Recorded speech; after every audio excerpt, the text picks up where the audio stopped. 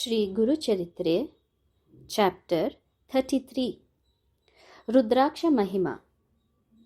This chapter describes Rudraksha Mahima and illustrates upon the merit earned by those who wear Rudrakshas on their bodies. Siddhamuni continued his narrative explaining to Namdharak the power of a Rudraksha. When the Tapasvi gave to the woman 4 Rudrakshas and asked her to tie them on the body of her dead husband, the woman asked him what purpose it would serve. The Tapasvi, who was Gurunath himself in reality, told her briefly the Rudraksha Mahima and also the Rudrabhisheka Mahima. Wearing of Rudraksha and applying Vibhuti on the forehead confer great sanctity to the wearer. They are most purifying and ward off all evil. None can harm the wearer, and even the Lord of Death would keep away from him. They confer happiness in this life and ensure happiness in the life beyond. The Tapasvi narrated the following story to illustrate the power of the Rudraksha. There lived in Kashmir once upon a time a king named Bhadrasena. He had a son named Sudharma.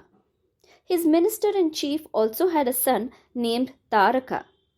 Sudharma and Taraka were of nearly the same age, and they grew up in closer friendship. Each loved the other very much, and they used to be always together. They both were highly devoted to Lord Shankara. Instead of wearing princely jewelry and ornaments, they used to wear Rudraksha malas and also used to apply prominent Vibhuti marks on their foreheads, as both Rudrakshas and Vibhuti are believed to be very dear to Lord Shankara. Their parents, however, were not happy about the ascetic tendency of their sons from such a tender age. Once, Parasara Rishi came to the court of Bhadrasena. The king received him with great honor and veneration.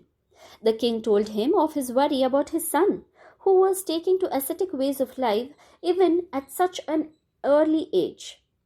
He further said that he was equally worried about his minister's son. Parasara Rishi told the king that he should not feel worried at all, but instead rejoice at the devotional temperament and conduct of the prince and his friend. He then said that it was because of the great merit they had earned in their previous lives that they were born in this life with such devotional temperament, especially with fascination and attachment to the holy Rudrakshas. Parasara Rishi told the king about the previous lives of the prince and the minister's son. In the bygone times, there lived a courtesan who was very beautiful. She was very intelligent, shrewd, and artful, and was very good in singing and dancing. She used to attract many people. The courtesan had a Natya Mandap.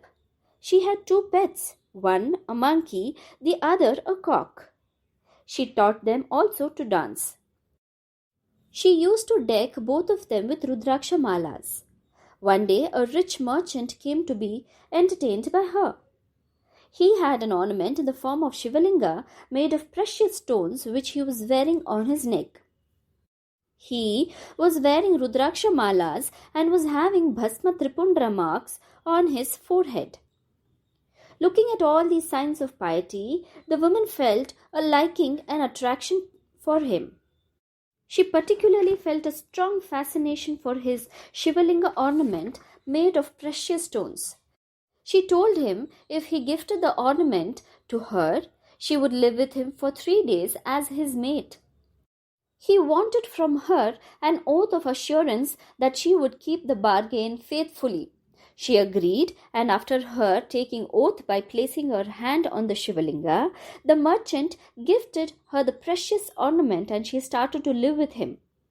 The first night went off happily and well for both of them. On the second night, unfortunately, when they were asleep, the Natya Mandap caught fire and the fire started spreading to where the Shivalinga ornament was kept, and it was also about to be caught up in the flames. The merchant tried to retrieve the ornament from the spreading fire, but he too was caught in the flames and was burned to death. The courtesan woman was aghast at this sudden tragedy. As she promised him that she would be his woman for 3 days, and as he died during this period, she resolved herself to take Sahagamana with him like a faithful wife. Meanwhile, all neighbors gathered around, and seeing her preparing herself for the Sahagamana along with her merchant customer, they tried to stop her, telling her that she was not a wedded wife to him and she should not take to such an extreme step. But they could not prevail upon her, and she jumped into the fire. But lo! Instantly Lord Shankara appeared there, caught hold of her hand and pulled her out of the fire. Lord Shankara said that he was very much pleased with her, that though she was a courtesan, yet she kept up so steadfastly and unswervingly to the vow of truth, and was determined to sacrifice her life for the pledged word. He said that he only wanted to test her and created the fire artificially. As he was pleased with her for her devotion to truth, he promised to grant her any boon she would ask of him. She said to Shiva that she had no desire at all, except that she, along with all her relations, friends, and servants, should be blessed with Kailasha Pada. Thus she attained Kailash with all her people and won liberation for herself and all of them too. Parasara Rishi further told the king that when the fire burnt the Natya Mandap, the courtesan's pets, the markat, that is the monkey, and the kukat, that is the cock, also died in the fire. But as they had the Rudraksha malas around their necks, and especially at the moment of death, it won for them great merit. The markat was born as the king's son, and the kukat was born as the son of the chief minister. Such was the power of Rudraksha, said Parasara Rishi to the king. Jai Gurudeva.